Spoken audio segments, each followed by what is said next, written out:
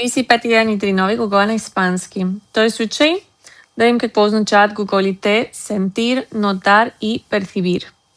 Понякога даже може да ги объркате. Sentir е да чувствам, но, например, също може да го използвате. Siento mucho frío. Усещам много студено, но всъщност на български би се преведило студено ми е. Но, например, може да кажете todavía siento su presencia. Все още чувствам неговото присъствие. Или нейното присъствие. Notar е да забележа нещо.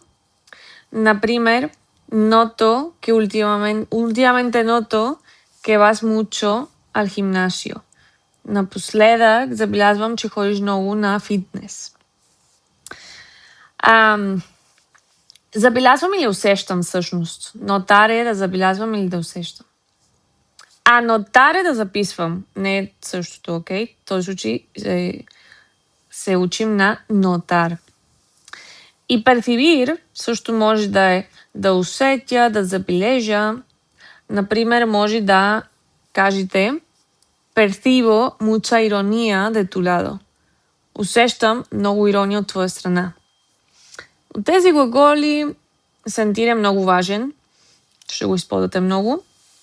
Notar също, percibir също се използва много, но да кажем, че не е толкова важен. Okay?